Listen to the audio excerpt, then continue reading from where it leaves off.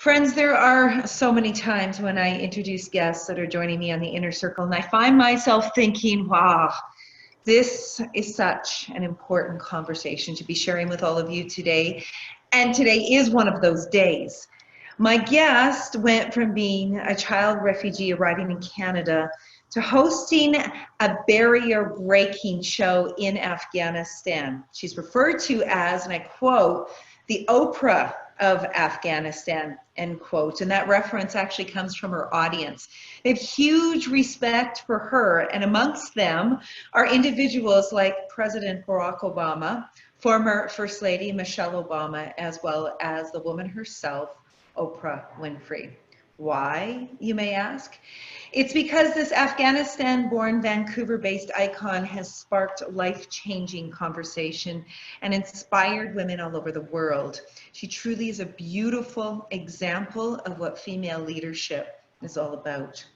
She is the author of the award-winning book, Voice of Rebellion, and featured in an award-winning documentary, Mightier than the Sword.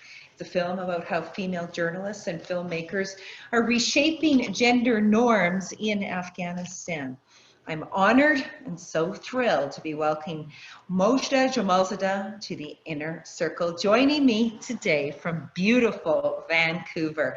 What a thrill to have you in the Inner Circle today. Welcome. Oh my God, it's such an honor to be in this Inner Circle today. Thank you so much for having me. This is amazing. I have so much I want to talk to you about, and I'm not sure where to begin. So I will start here. I was blown away when I did research on you. You have an incredible story. And what I love about you, amongst many, many things, is you've never shied away from telling it.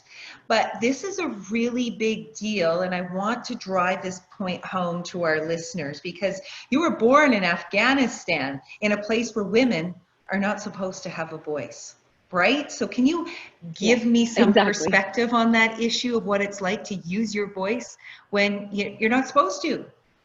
I think that is the reason that I am doing what I'm doing, is because in the country that I'm from, Afghanistan, or where I was born, at this moment, women do not have the basic human rights. It wasn't always like that. It was actually really leading to a progressive type of, it was considered one of the more liberal Islamic countries at one point. During the Soviet invasion, actually, most women had, or I could say that women had the most freedom than they ever had in that country at that time. So it was moving towards a progressive, better future for Afghanistan. And then all of a sudden it just completely flipped around to, I could say, like medieval times, or, it just became barbaric, the situation for women. So that's why, given the opportunities here in Canada, the opportunities, the freedoms, everything that we stand for here as Canadians, I use that power, the power of the voice, to reach out.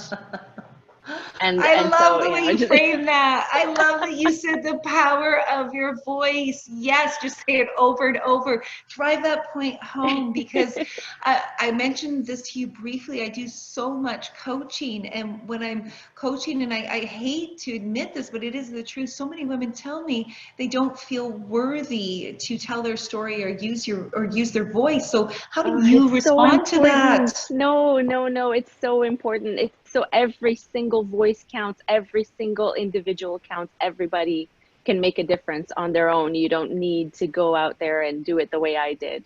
Right now is the most important time.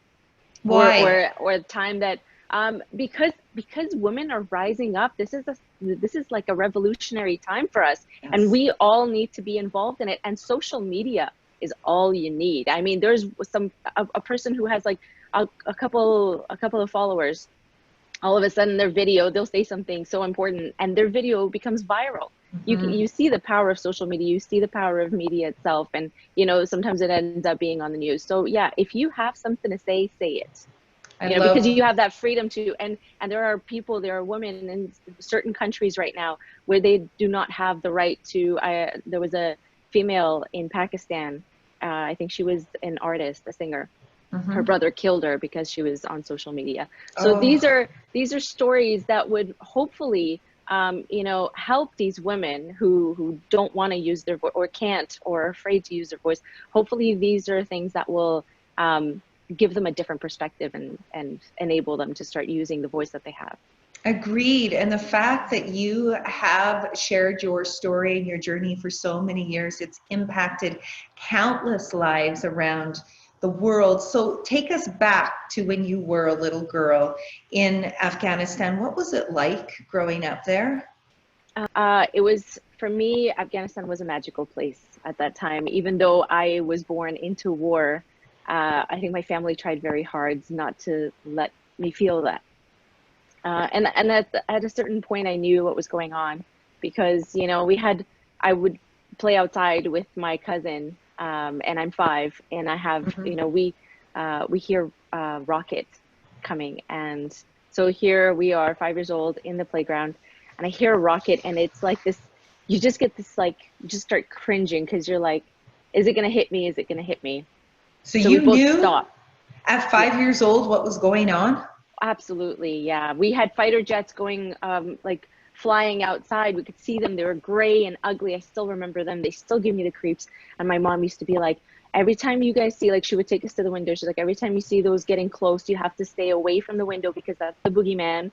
So you have to make sure you're away from the window, because what they did was when they dropped bombs, the windows would shatter and hit, you know, like come inside.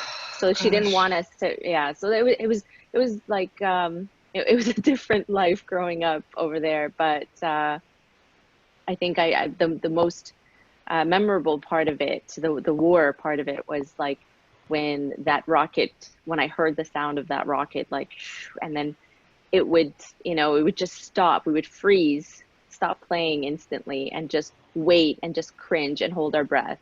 And then it would hit, and we're like, okay, we're still good. We're still good. So we'd continue playing, but we were still playing.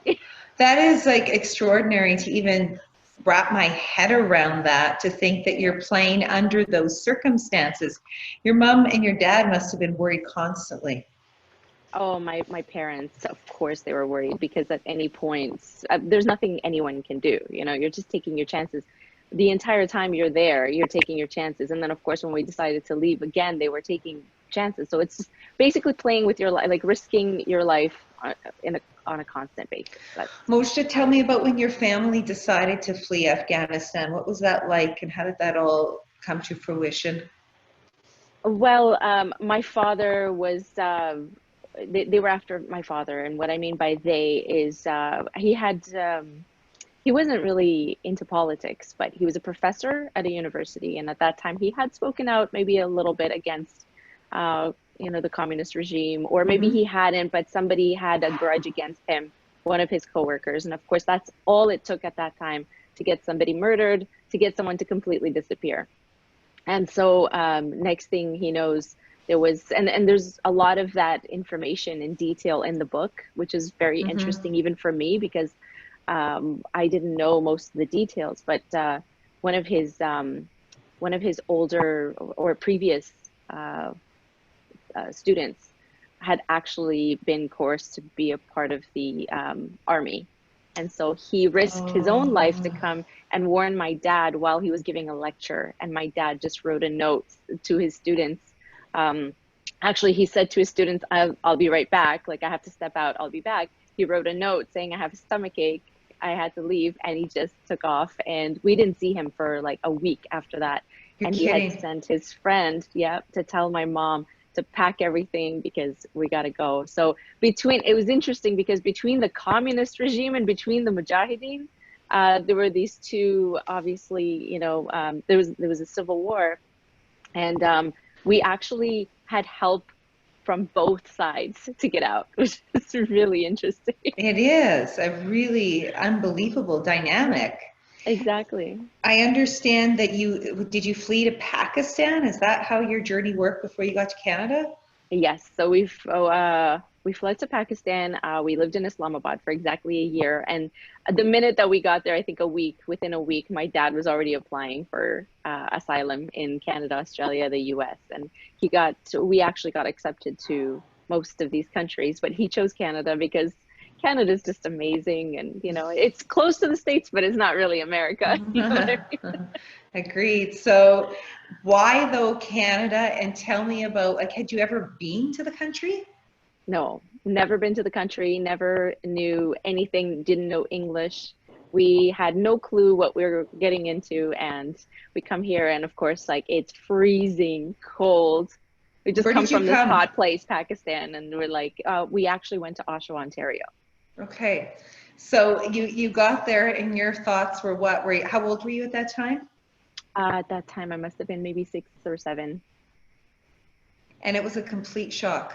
Complete shock, yes. All of a sudden, when we were in Pakistan, we were still surrounded by family and friends, and everybody was there. We were all like kind of confined into one space, and it still felt very homey. But then when we arrived here, it was just the 5 of us, and we just didn't know what to expect. And it's freezing cold, and all of a sudden, the people, the color of people's skin changed, and I no longer felt like I belonged, and there's just all these things that were happening with a major culture shock. How did you integrate into Canadian society? We actually, it was very difficult to integrate in the beginning. Of course, we had a lot of people who were very kind and hospitable, and they, I actually had my first best friend. Her name was Jenny. And her mom taught us how to swim, and we had sleepovers, me and my brother and her and her sister, and we just had an amazing time. She was a wonderful person, and I felt like she was an angel sent to me just to help me adjust, her entire family, because we never got that again. It was just that time that we needed them the most. And the same thing happened when we moved to Vancouver. We had that family that, was there and helped us integrate. But there was a lot of racism. I had to face a lot of, different types of people. And of course, there are good people, but then and the cold was unbearable for me. So as a young child, I was like, I was stick thin, and the wind is just blowing me away, and I had to hold on to fences when I was walking home from school. So that was a big adjustment. Yeah, so and we stayed there for about 3 years, and then because of health reasons, my father, actually his doctor recommended we come to the West Coast because of the air and the weather and everything is like a lot more mild. And he had severe asthma. It actually became severe when we were there. So when he moved here, we all actually ended up having asthma. But when we came here, it was all gone. So really, so a big change. Big change, so yes. Vancouver, did it start to feel like home? Were your mom and dad working? Vancouver, yes, that's when we decided to really settle, because we knew that this was going to be our permanent place. They really liked it here. And so my dad, opened up a pizza shop, and from there he opened up a couple of more. It was really cool because it was one of the only pizza by the slice businesses. So he did really well. He's very smart when it comes to business. And then of course he sold a couple of those, invested in my mom. And so he built her a hair salon because she was working previously for somebody else. So now she's her own boss. She's had her salon for 20 years. She put us through school and bought us like everything we needed, and the comfort that she provided us throughout school. And it was all because of her hard work with her business. So I understand too, you worked closely with your mom, and is that where Oprah's influence came into? I had no choice. But there's good payoff there, because you got to watch Oprah every day. So tell me more about that. Yeah, so well, like I said, I had no choice. I had to be there after school every single day. I was very shy, very introverted, and my mom was like, okay, look, the way you're going at this rate, the world's gonna eat you up and spit you out. Like, you're not gonna survive this world. And so she forced me to come in. Like, she would make me call the clients. She would make me have conversations with the clients. Basically, that was her goal, is to try to get me to be a little bit more outgoing. And next thing I know, the Oprah show, she's like, okay, well, you can watch Oprah when you're here. Like, that was our deal. And I became obsessed with this woman. Like, she taught me, every day I would learn something from her show, whether it was about other people, whether it was about, other people's struggles, or sometimes my own struggles. Like, she would help me figure out my own struggles. And so I just, she became my idol and everything that I looked forward to every day. And I was like, I'm going to go to the salon and watch Oprah and do what my mom says so she can, you know, let me watch this. And not only that, but like just being around these amazing, strong, powerful women who would sit in that chair. Every single woman or man that sat in that chair taught me a great deal. So for years and years, I feel like I have the wisdom of all of those people combined, you know, all of the advice that I got from them, different ages, different people with different backgrounds, all of that. So that and Oprah, I just, there was no limits for me. Lots of strength there, right? Absolutely, yes.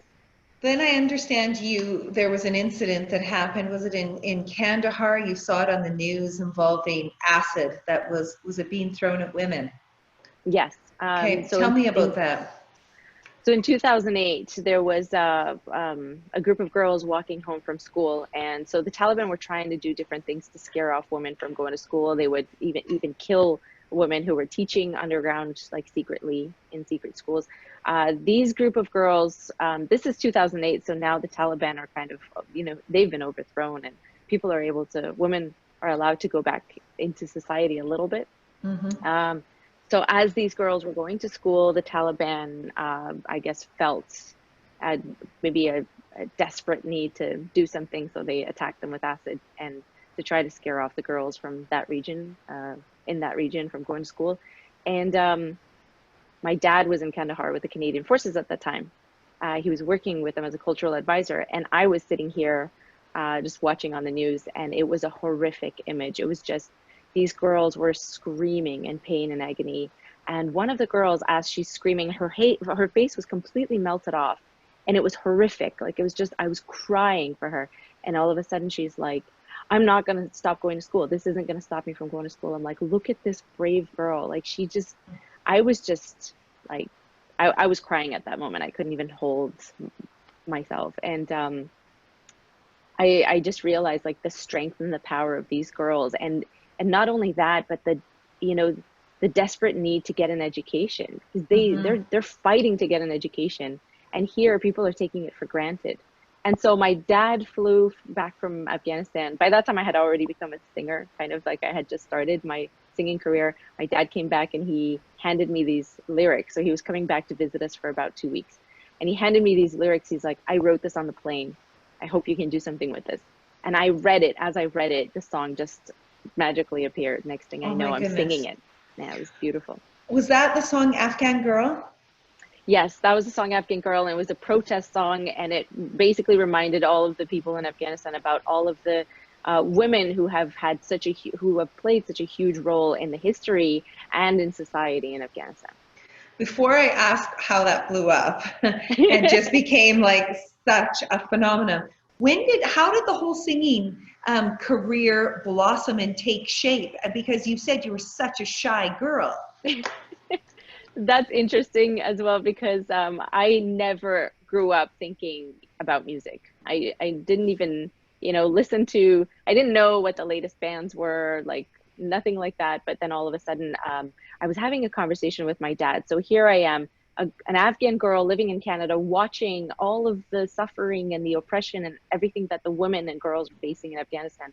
And I'm like feeling a sense of, you know, guilt, because I'm like, well, I'm one of them. So why am I here? Why am I safe? Why do I have all these freedoms and, you know, the ability to go to school so freely and do whatever I want? Basically, like, I was raised just like another human, not a girl. So I was like constantly feeling that guilt, and it was a burden on me every day. And so my dad, I said, Dad, I want to become a lawyer and I want to go back there and change the law. And, you know, naive young girl, like 15 years old. And or determined, yes. And he's like, you're a woman and that's a man's world over there. You're not going to get through to anybody. Like, don't even bother. So I was like, well, what do people do? Like, what can I do to help? Like, I'm desperate. I want to yell at the top of my lungs, like, stop doing this to women. And he goes, media is the most powerful tool in the world. And as soon as he said that, a light bulb, and I was like, wait a minute, you know, when you sing, like, I actually sometimes, the radio's on in the car and I'm singing along to a song that I don't even like, but I'm just singing along to it. I know the lyrics because it's constantly playing. I'm like, all I need is a hit song. How did you know though? Because your voice is extraordinary. Did you realize you had a gift for music? No, I didn't have a gift for music. I had to go to vocal lessons for like 3 years until I could actually learn the basics of music and just be able to like get my voice out. So it was a hard work, dedication, a lot of like motivation. I had to work at the salon and use that money to pay for my vocal lessons while all my friends were buying clothes Wow. and fancy things. So this is all Wow. because I was so determined to do this. And I was shy. I was so shy. And I was like, how am I going to do this? And then, you know what? I'm like, if I'm going to make a difference, I have to put this shyness away. Like you can actually do it. You can, because when you have power over your mind, you can do anything, but it shouldn't be the other way around, you know? So I always tell people like, just take control, tell your mind, like, this isn't working for me, and just shift it, you know? It's a great, great message, Mozhdah. I agree 1,000,000%. So you take the poem that your dad wrote, you hear the music in your head, and you recorded it. What happened? Well, before I tell you what happened, I just want to let you know that the first song that I did was like a very upbeat song that was very patriotic, that was sang for Afghan men. And when I released that, there were no female singers at that time. So my song, no. So my song, since the war, there had been here and there, but nothing like this. And I'm standing there with like this outfit and a tie and a chapeau hat, and I'm dancing around and I'm singing like a fast upbeat song for men, and my song just jumped through to #1 like the next day all over Afghan TVs. And that's how I gained that's how I gained the fame that I did, because I was the only woman at that time doing what I was doing, showing skin, dancing, singing, like singing for boys and men. And so that's how by the second song, my dad's poem became my second song. And when I released that, instantly it became like another hit. So this was my second hit, and it was a slow song, but people realized what I was doing now. And next thing I know, I'm singing it for President Obama and the First Lady. You need to tell me what that experience was like. Because I watched the YouTube video and I was like, wow, first of all, like your voice is incredible, but like, what was that like you were in the White House? Yes, I was in the White House, standing in the room in front of like President Obama and the First Lady and all of their guests, and of course my mom sitting next to Michelle Obama. Oh my God. I was jealous of her. I no doubt, but I listened to you talk and you were so confident. You didn't have any notes, you just spoke from the heart. I did speak from the heart. Actually, I had an amazing advisor at the time. This gentleman was an Obama administration advisor, and he had become a fan of my song as well, and that's how I ended up there. He was an Afghan gentleman named Tamim Nasrati, and he was an advisor to President Obama, and he set this all up because he knew about the song. I had performed it at the embassy just previously, at the embassy of Afghanistan in Washington, D.C., and he was attending that event. So he made this happen, and he advised me to speak from the heart. He said, no speeches, just I know you mean well, and I know what your intentions are, and it's going to come out if you speak from the heart. So he actually gave me that advice to no speech, just talk. And that's exactly what I did. And I was not confident. I was shaking. And were you? Yeah. You couldn't tell. I'll tell you that. Watching it, you could not tell. But it was the most amazing experience of my life. Yeah. What about it made it amazing, besides the fact, okay, the obvious, you're singing for the president of the United States, like, but what about it touched your heart and your soul? It wasn't so much that I was performing at the White House or for the president of the United States. It was who I was performing for, President Obama. I remember when he was running for president, I was just watching every single debate, every single speech. I was recording and then rewatching, and I had become obsessed with both of these, both Obamas and Michelle Obama, just following all her work. And then I was like, okay, I'm going to give myself 8 years, because I was so confident that he's going to get 2 terms. in both terms. And I was like, I'm going to give myself 8 years to be in the same room as this man when he speaks Oh, one day. wow. Like, even if I'm in the back of the room and there's 1,000 people in front of me, I want to be in the same room when he's speaking one day. Next thing I know, 8 months later, I get an email saying, with the subject line White House. And I'm like, oh, is this a joke? Oh, You're no, performing that, for President Obama on International Women's Day, and he has actually requested Afghan Girl.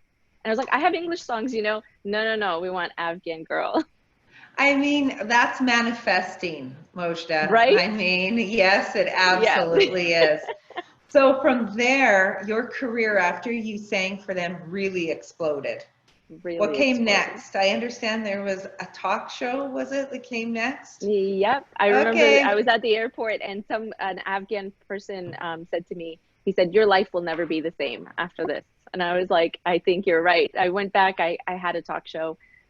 We actually, instead of like singing, my messages to people, I actually had the chance to speak for an hour at a time and actually discuss these things. And of course, my Farsi was not that good, but I had to get a teacher, fix my Farsi, Mhm. and here I am speaking for an hour. It's like a live show. It's like live to tape, but In it's a live Afghanistan, in in Kandahar, Afghanistan, in Kabul city, in the capital. Kabul. So were you not afraid? Nope. Very interesting because I don't know if I'd have the guts to do it now. At that time I was just so determined. I was like, I don't care what happens to me. I need to do this. It was the strangest. It just, I guess it was just the Wow. right time and the right place, and everything just fell into place. And I think I was just meant to do that. And for 2 years, we had a very successful show.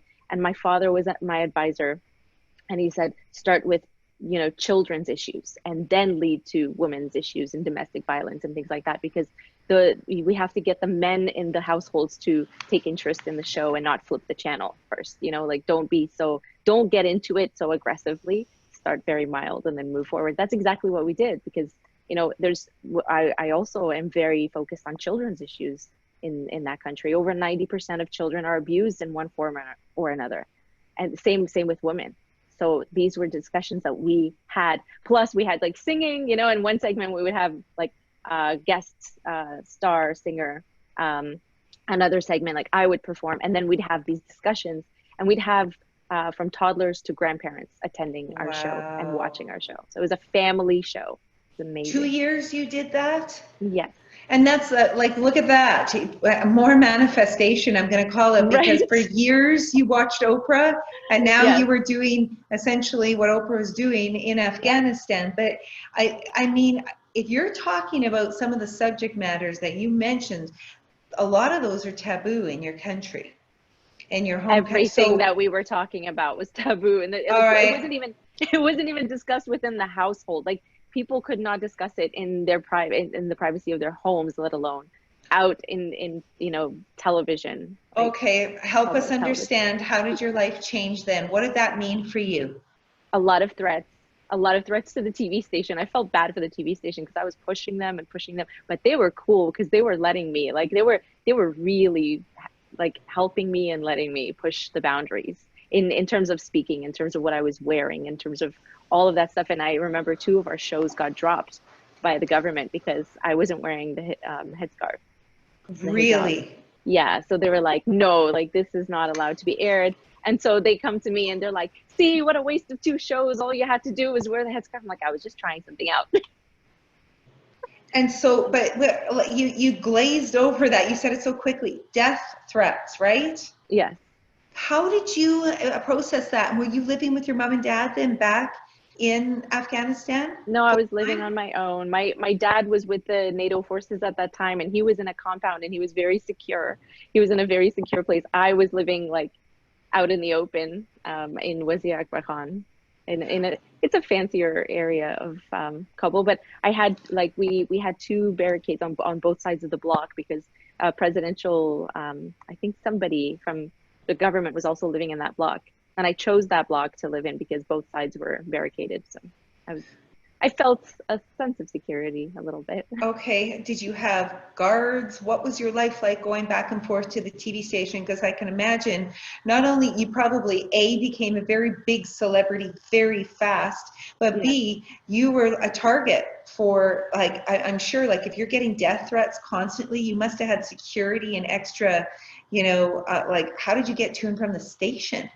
I did. It was very frustrating, like very, very, I think the most frustrating thing was just being surrounded by guards all the time. I hated it. I wanted to be free. I wanted to go to the grocery store. I wanted to be able to like drive my own car, get to the location, walk to the grocery store, like, or just, find my own way to the TV station. None of that. It was like armored vehicles. So I'm constantly having to be in an armored vehicle with another vehicle behind me full of guards all the time, and that caused even more attention. Oh, it must have. Like, who is this person, like, driving with or being in an armored vehicle followed by these group of guards with AK-47s? But those situations never fueled you to want to quit? No. Opposite effect? Actually, yes. I was fueled to keep going, because the thing is that when I was going to the show, right after the show, every single episode that finished, I would have a family, like group of women who would come and hug me and hold me in their hug and just be like, please don't stop what you're doing. They had tears in their eyes and they're begging me not to stop. And I'm like, how can I stop this? Like, I'm going to be letting so many people down. These are the people who made it to the show. Imagine all the people that are watching. I remember a couple of them saying, like, my husband doesn't beat our children anymore after watching your show. And I'm like, oh my God, it's mind boggling. Like, it makes me emotional now thinking about it, because I didn't know that it was having that kind of impact until I would hear it from these women. And I knew that some of these women were also being abused by their husbands and no longer. So they're just begging me not to stop because it was making such a difference. And it wasn't so much that I was talking about it. I had a psychiatrist. I had a professional psychiatrist, just like Oprah. I had a Dr. Phil. He was a very young Dr. Phil, good looking young Dr. Phil. And I would ask him the question. I'd ask him the questions and he would explain what the repercussions are in, like, beating children, having those tensions within the household, and it's just negative for everybody. And so it affects the future of the children as well. So these were all things that we discussed. Mozhdah, I ask this question with all due respect, and help me understand, because was it normal in most households for the man to beat the wife and to beat the children? Did it happen more often than not?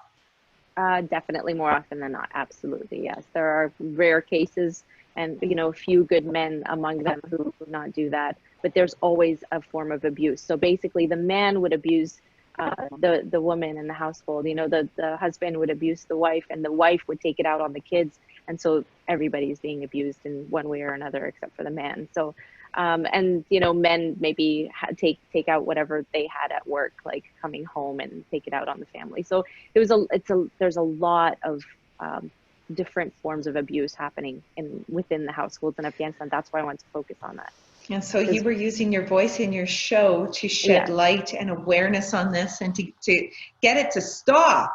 Yeah, and they were giving me the opportunity to do that, and I had to use that opportunity, because I was like, here's a TV station going, yes, you can talk about this. At first they were like, there's no way, this isn't America, it's not going to work, like, you're so naive, it's not going to work.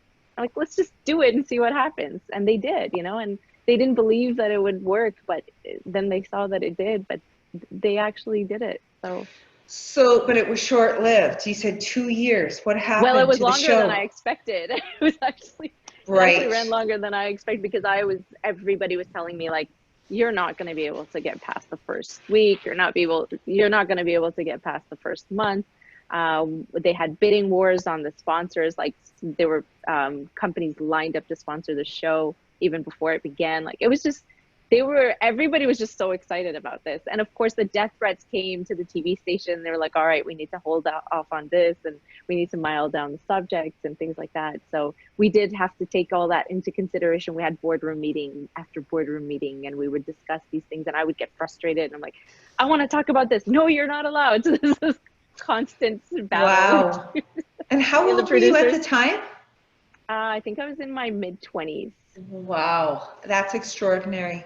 To have that kind of conviction, to shed light on these issues and to not be afraid. Hmm. I don't know how that people, you know, journalists, when they were asking me, they're like, you're either very brave or very foolish. And I'm like, well, I could be a little bit of both, just because of Your my honesty. age or because of my upbringing. I don't know. I just had this, I always wanted to fight for the underdog, always wanted to fight for, you know, people who didn't have the voice. That even in high school, I remember I would stand up for people who were bullying others and things like that. So it was just something inside me, in my blood. And I'm so glad that you did. But 2 years and then Thank the you. show was canceled. How did you feel? I went into major depression. I think that was the lowest point in my life. I lost everything that I had worked for. I felt defeated because I felt like they had won. I felt like, you know, that I was constantly in a battle with these extremists, with these extremist mentalities. And now they had won, and I was shut out, and I was exiled back to Canada. And I felt like I lost my voice. I felt like I lost, or my entire team, the TV station, everything that we worked so hard for was all gone. Who shut it I lost down? my life. Um, it wasn't so much that who shut it down. We were taking the show to a bigger TV station with a much bigger audience. But what happened at that point was there was a rumor of my death.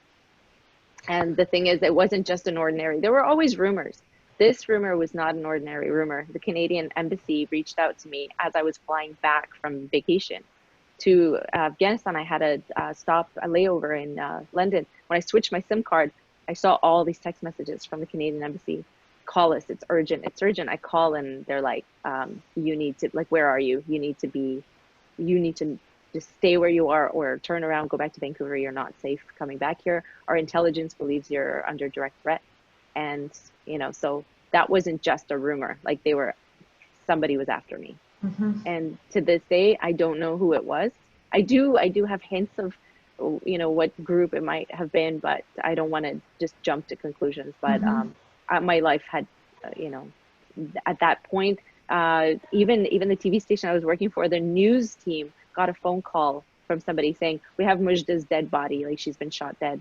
And there were Oh my rumors that gosh. my head was severed, that they had cut off my nose, my ears, shaved my head, and severed my head. All of these things. And I was like, I'm not going down like this. I am not going to be made an example of, you know, for speaking out. No way. So I was like, I'm going to come back to Canada. Somehow I managed to get out of that dark, dark depression and get myself back on my feet and start fighting from here. I still have a voice. People are still listening to me, and I'm reaching out Wow. in other ways. Do you remember what the game changer was for you to come out of depression, and how long did you allow yourself to feel that way? In the beginning, it was so dark and I was so deep in the depression that I couldn't even think of that, you know, I couldn't, like they say, the light at the end of the tunnel, it really wasn't there. It's true when they say that, like it was not anywhere. And so I just let it, you know, I just let myself be. And then I was like, okay, I like talking to myself a lot. I like giving myself advice from, you know, That's maybe great. advice that I've heard from Yeah. other people. There's nothing wrong Uh-huh. with that. There's nothing No, wrong it's great. talking to yourself and Sometimes just you can giving, yeah, talk things through like that, right? exactly. So I sat myself down and I'm like, listen, you either end everything right now or you get the hell out of this, you know, whatever you're in. And so that was it. I went to the library, bought a bunch of self-help books, but you know, just kept reading and listening to YouTube, whatever there was, anything positive that came, I like kept bringing that, because you become so jaded. So here I was, this naive girl that was believing anything's possible. And all of a sudden I'm so jaded. I'm like, I felt so stupid. I was like, I can't believe I thought that I could make a difference. Like, that's how bad it was. That I was constantly thinking that I was stupid for believing that I could make a difference. And I had to get myself out of that. You know, I was like, I understand I'm jaded. I am. If people read the book, it wasn't just that I lost the show. A lot of things happened to me. And all of that resulted in what I was feeling. And so I realized, like, okay, I have to do something, because I cannot let them defeat me or defeat us or defeat our purpose or everything that not just me, but the entire team has worked for. So that's when I had to force myself. I'm like, either, you know, take it one way or the other, just like get out of this, because it's going to lead nowhere. And is that when you decided to start getting into acting, to use your voice in that capacity? So then I was like even more motivated. I was like, okay, so they kicked me out of Afghanistan. Now I'm going to become, I'm going to start stepping into a more international platform so that I have an even bigger voice. And that's when the book happened. That's when the movie happened. That's when I started, you know, stepping into a more international stage and started doing more work outside of Afghanistan and more in, and I'm so grateful and lucky that I had this opportunity to do this film. And now I can, you know, go and speak to an audience in Canada. I go on, like, for example, your show. I'm a huge fan, and now I'm on your show, and it's incredible that, you know, I'm getting opportunities like this to get my message across even on a bigger scale. Your movie is called Red Snow? Yes. Is that right? Red Snow. Yes. And is it based on things that happened, or does it have anything to do with your life in Afghanistan? It has nothing to do with my life. This story is written and directed by the amazing Marie Clements, and she's a Canadian director, screenwriter.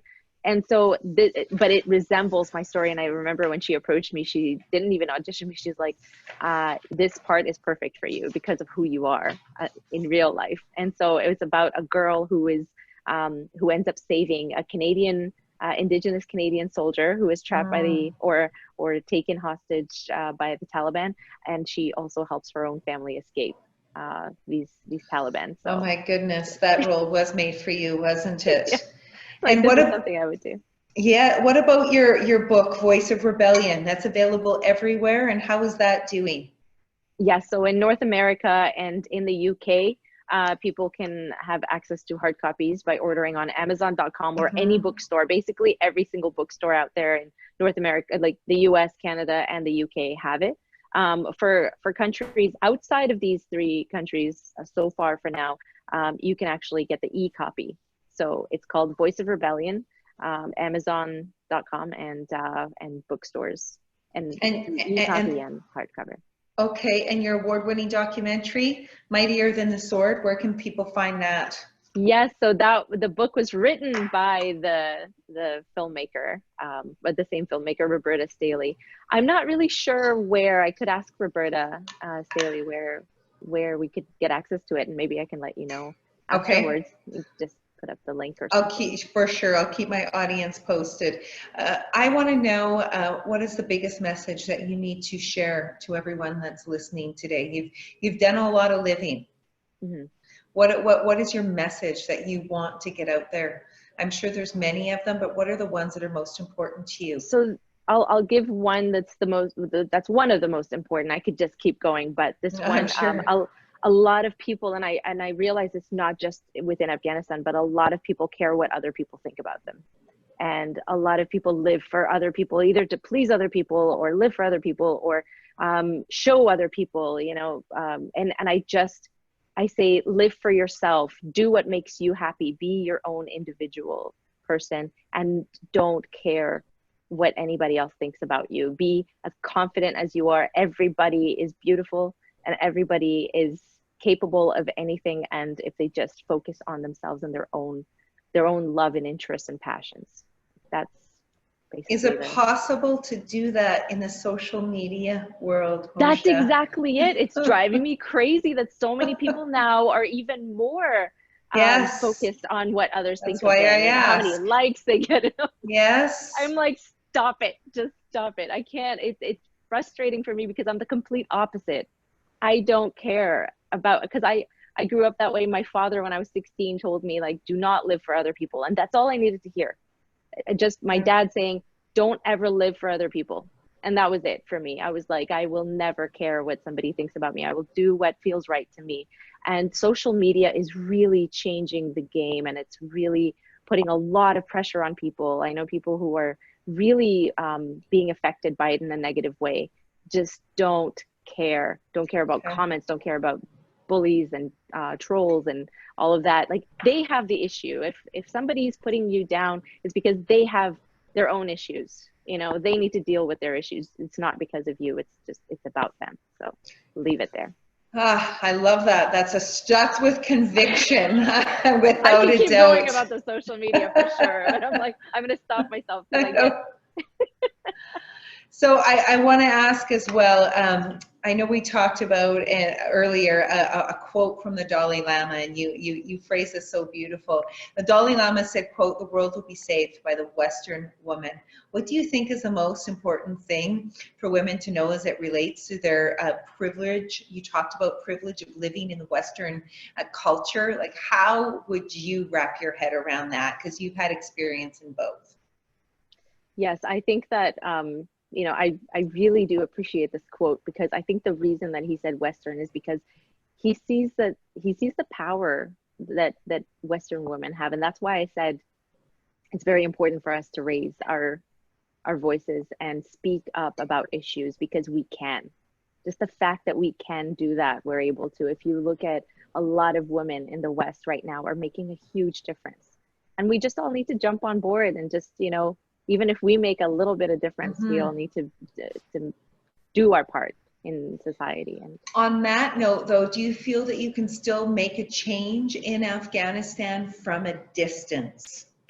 Absolutely. Can you still have impact? How? Tell us how. I have more of a platform now than I ever have before, and so when I go to concerts, like when the Afghan diaspora around the world, you know, I get sold out shows. They listen to me. I speak in between my songs. My songs have messages, and I get so many, like, the reaction in the crowd is just amazing. I go back to Afghanistan. I still participate in shows. I still speak through YouTube, through my social media. I'm constantly in touch with the Afghan diaspora and the Afghan community in Afghanistan through, like, all of the means that I have right now. I'm taking advantage of it. People are listening. I'm getting more views on, let's say, a Facebook Live video than I would with, you know, a regular, like even a TV clip. That's right. So the power of social media is actually amazing, and I'm using it to my full advantage. I'm so happy to hear that. And on that note, what is your hope for women around the globe? My hope for women, I really, I think that, you know, a lot of men have to change the way that they think. It's very important for men to become a part of this revolution and really help make a difference. But at the same time, we have to speak up. Like, nobody will fight for you. You have to fight for yourself. And as women, we need to fight for ourselves, and we need to first respect ourselves in order to gain the respect of others. And so that's why you know, when I see women putting themselves down, the first thing I do is say, like, you need to learn to respect yourself, love yourself for who you are, and then you will see that love come in. Because for me as an individual, I love myself and I respect myself, and I do not allow anybody to disrespect me. And it's worked. It's worked for me, and I'm sure it's going to work for others as well, especially Western women. They have so much power, they have no idea. Because I see the restrictions and the limitations that Eastern women have, and you know, they're pushing, they're fighting with their limited access and their limited resources. They're doing everything in their power to gain that respect. But I see Western women not doing enough. You know, they're capable of so much, and I just want them to realize that. I want them to realize their power and their strength. Do you feel that Eastern women are making progress in their? Absolutely. Give us some examples of what you've seen, or where you're empowered that change is happening. So right now, I posted something recently. There are a lot of, like, Afghan priests, like Islamic priests, that are rising up and saying all kinds of things against women, things that are not in the Quran. They're just making it up, you know, for their own benefit or their own personal gain or reasons or whatever they have. So one woman, I posted it recently. She's in a TV show. They're having debates and discussions with these mullahs, the priests. And one young woman stands up and tells this guy off on national television, just puts him in his place. He has nothing to say. And she even smirked a little at the end, and everybody in the crowd laughed. And so that video is going viral. Now that woman could easily be killed right after because she hurt this man's ego. He could send somebody over to get rid of her in a heartbeat. And that's what I mean by that. You cannot speak out against these clerics in those Islamic countries, but people here can speak out in any way, shape, or form they like, and they can get away with it. No one here will murder somebody for speaking up, you know, or talking about what they believe in. And that poor girl, I hope she's okay. Like, that's all I'm saying is and these are the women that risk their lives. So by standing up and speaking out, she risked her life right at that moment. And that's how you can see the difference and the change that's coming, because women in those regions are actually risking their lives every day by speaking up. Yes, yes, yes. Applause, applause. Before I let you go, I don't want to put you on the spot, but I kind of am, because I just, and if you don't feel comfortable with this, you let me know, but I have to ask you. Your voice is so beautiful. Will you give us just a few lines from Afghan Girl? Will you sing something, like a chorus or something for us, just so that my listeners can understand the voice that you were blessed with and why they need to follow you? Thank you so much. That's so sweet. Of course I can. For you, anything. Yay. دختر افغانم من، دختری ملک دل ایرانم من، مشکن بال و پرم را مشکن، مشکن تاج سرم را مشکن. Goosebumps from head to toe. Tell us what you just sang. What was it? What did you say? I said I'm an Afghan. I'm a proud Afghan girl from this Afghan land. Don't break my wings, and don't break. Yeah. So basically, it's a metaphor for like describing a bird without wings. Like, don't clip my wings, and don't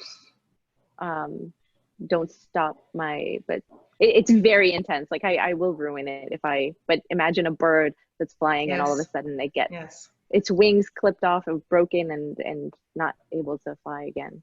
So say, stop doing that to me. Oh my goodness, that is a beautiful way to close off our conversation today. You are stunning inside and out. And I love the way that you have embraced the power of your voice and how you're using it on a variety of platforms to empower other young women. We need you, and the world needs you. And I'm so glad that you are putting forth such an inspiring and empowering message. I know now why people call you the Oprah of the Afghan world. It is an honor and a pleasure that you stepped into my inner circle to share your message with my audience. Don't stop. Keep going. Keep going. Do not let anyone, no one gets to ever clip those wings. Ever. And that resonated with me, and I know it has with all of my listeners. Thank you so much for sharing your story with me today. Thank you. It was such an honor to be with you in the inner circle today. Thank you. Thank you.